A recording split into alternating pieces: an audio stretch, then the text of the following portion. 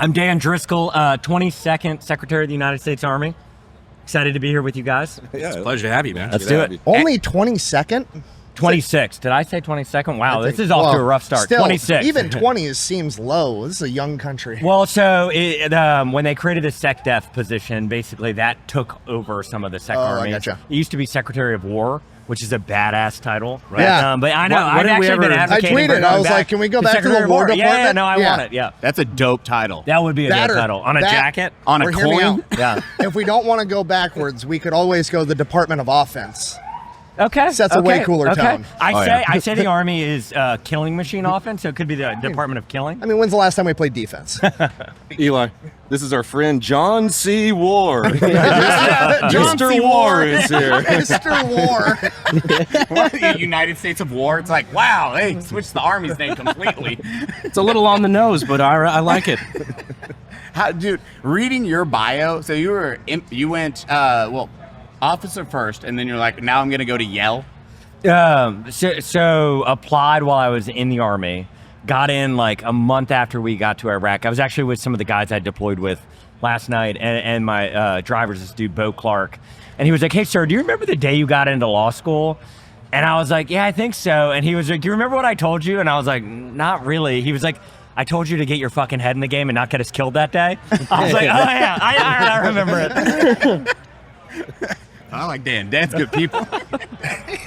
Dan's So you're good people. in I like Iraq it. when you got the email or the notification that you got into Yale. So I had applied the year before and not gotten in because it was less compelling. I was just kind of like average. But when you say, hey, I'm applying from a war zone, that kind of helped lifted my application. So a you bit. took the nearest Southwest flight immediately back to The essay portion gets a boost when the return address is from Iraq. Yeah. In the essay, I said, ooh, sorry, I have to pause this. We're getting incoming. But I came back.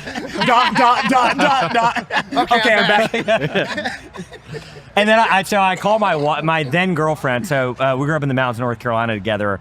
I had asked her out. So I was a rising junior. She was a rising freshman. I'm only 18 months older. That sounds a little creepy. But I called her, and we've been together forever. And I said, oh, man, I just got into law school up in Connecticut. I can't wait to go. And her first words were, well, I'm not moving up there unless we're married.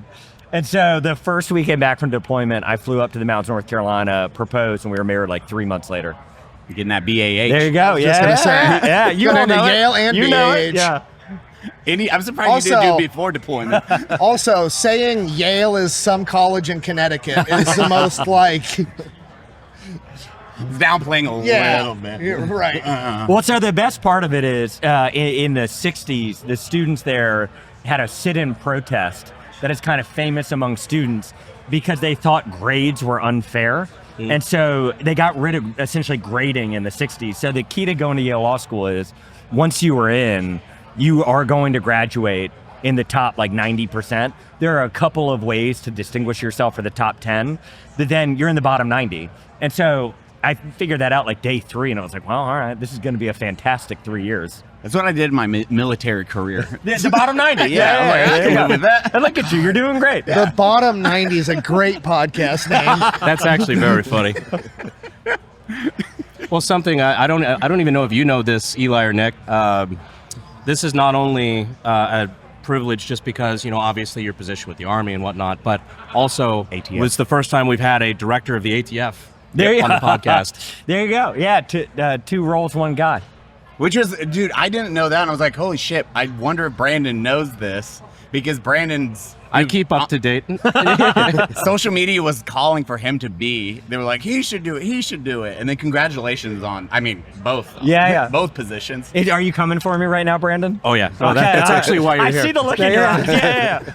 No, Is this where you're going to create my scandal to take me out of both jobs? I'm actually excited to see what you guys can do with it. Yeah. What's that been like? Because you've obviously got 2 very important roles now. What's that been like? The process of like getting integrated with the ATF and figuring out what you guys are going to try to do, because there's obviously a lot that needs to be fixed. Yeah. The ATF has a complicated past. It is one of the kind of harder agencies to be at because, and I talk to them about this regularly, and I love the people I work with. their gun regulation portion of what they do is through these guys, these IOIs, who will they'll both come up with regulations for gun stores and then enforce them. And so when Democratic administrations come in, they don't think they're doing enough, and they do more. And then when Republicans come in, they think they're doing too much and they do less. They are hated all the time. And I don't know if you've seen the bumper stickers, but there are some derogatory ATF bumper stickers out there. No, I've never seen any personally. I'm not quoting any of them. But I will. There's no. But so basically what we're trying to do is focus on the violent crime portion of what they do, which they're uniquely good at. And so we're thinking about doing something like maybe rebranding it the Bureau of Violent Crime and carving off that gun regulation and putting it somewhere else. And if you think of the threats in the world right now with what's happening with drones and just the ability for humans to kill each other at scale, that threat exists outside the continental United States, where the Army will take care of it. And it also exists in our stadiums and with the Olympics coming up and the World Cup. And so the ATF is perfectly positioned with the silent E. It's actually ATFE for explosives to kind of take on that mission. And so we're working with them to try to do that. Because even on my end of things, because I would love to see nothing more than obviously the agency disbanded, but it does do good job. Like there are roles that are, I guess the ATF is responsible for that are important, like the arson investigations, explosives investigations, cartel trafficking, when they're not the ones doing the trafficking. There are important roles that I think, could be handled by other agencies. But for right now, I think like if you're going to have a certain budget and an allocation of agents, I mean, that's the place to put it is, cartel ops and all sorts of the actual real crime. Totally. And, it's exciting to see. And that's what the agents actually want. If you talk to the agents on the street or you talk to U.S. attorneys who build these cases against the cartels, the ATF are the most badass law enforcement. Like they just have these two very discrete functions that oddly sit in one agency. And so we are actively trying to both functionally rebuild and rebrand it and carve off that function and put it somewhere else, perhaps. To allow the agents to do what they're so good at. Right. May I suggest the garbage? I don't know where to put it. The federal government garbage. I just want to buy a we call that suppressor. the Navy. So, I'm just kidding. Cody, no. Go Army, be no. Navy. Go Army. has there been, because like it's just one of those things where it's like I've known this is coming if it hasn't already happened, but has there been any like high profile use of like drones in the civilian world for crimes that, because I mean, I don't know, it's wild seeing what's going on in Ukraine and then like you can just go to Best Buy and buy the same thing. Yeah, It seems crazy to me. So this is fundamentally what you're hitting on is the threat of our lifetime. When President Trump talks about Golden Dome, what he's acknowledging and rightly telling us as we as a nation have to invest in is this idea that our skies are unprotected against these very cheap threats that can carry munitions into places that we just are not well suited as a nation to defend ourselves. And so General George and I were on record in the last couple of weeks testifying and saying, we think the United States Army should be the lead on this. And on behalf of the Pentagon should basically be the innovation engine so that we take down this threat, sync it in with Golden Dome, and then pass our learnings to the broader law enforcement community. It is terrifying. I mean, you were in Iraq, so you like that element. We didn't have that. Our fear was at leaving. It was that V or H bids were just getting implemented when I was rolling out. So the idea of drones being used against troops, I was like, fuck that. No, that is absolutely terrifying. Eli finding out the IEDs fly now. Yeah, horrifying. They fly now. Oh no, they're airborne. Because they started putting them in trees too, and we're like, God dang it! I don't know if you ever experienced any of that shit. We dealt with it more because we were outside Baghdad, and so like near on the eastern side of the Diyala. Wait, Moqtadiya? No, we were Cop Four Corners.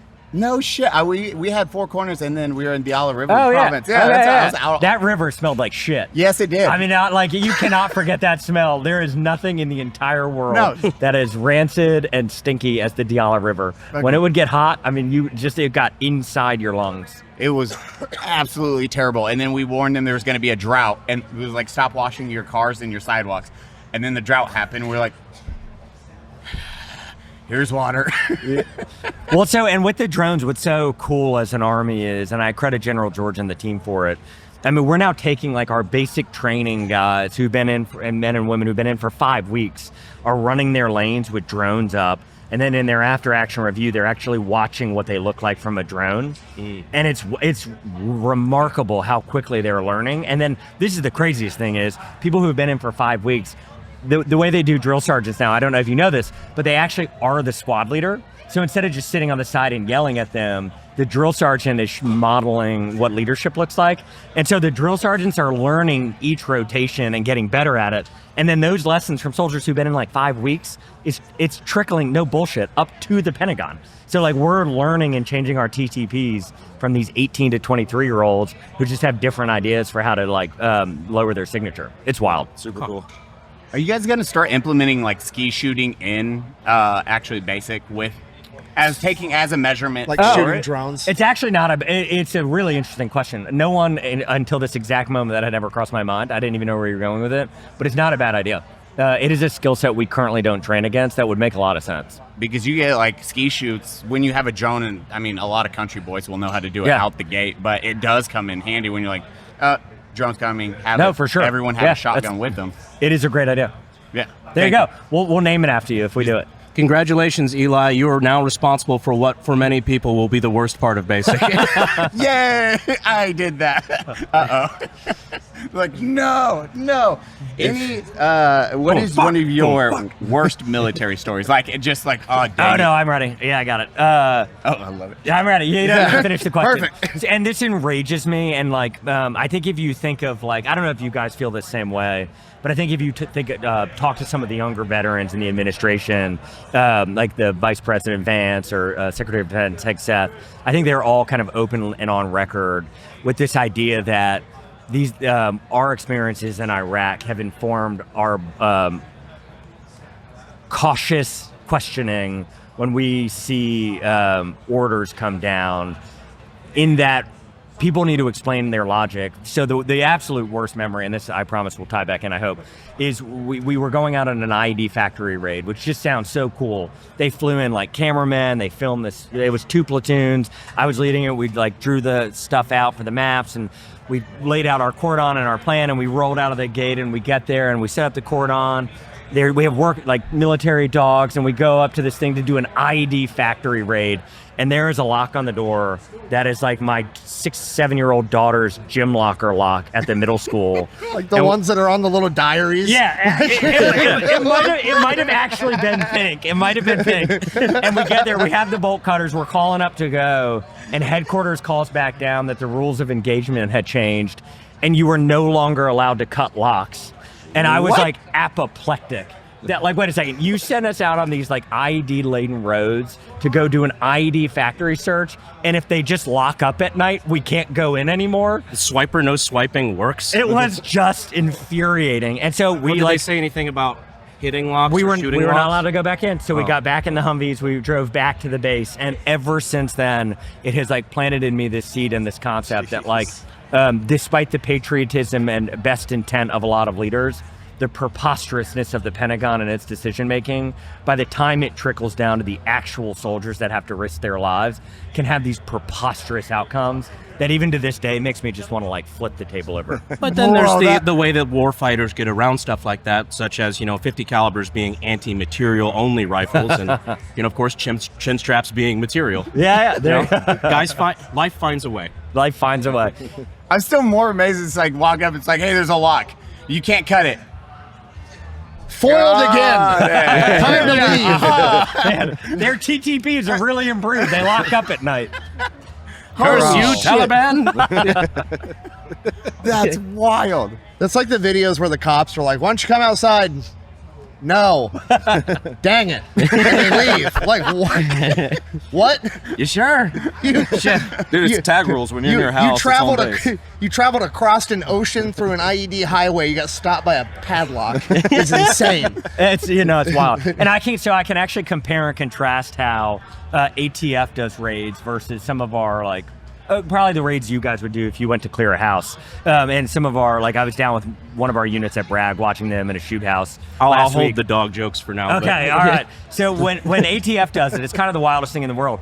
They go in the door, so they set a cordon, they go in the door and they hold, and then they bring in drones and they bring in dogs, and they basically, from inside the building, clear everything out as much as they possibly can, which takes like 15 minutes. And so you're watching the footage and they're just kind of holding this like stronghold and they clear out the building versus like some of our units that movies have been done about where they go in and they clear this thing. The violence of action and the speed, it's like, it's sheer and utter chaos watching down on it.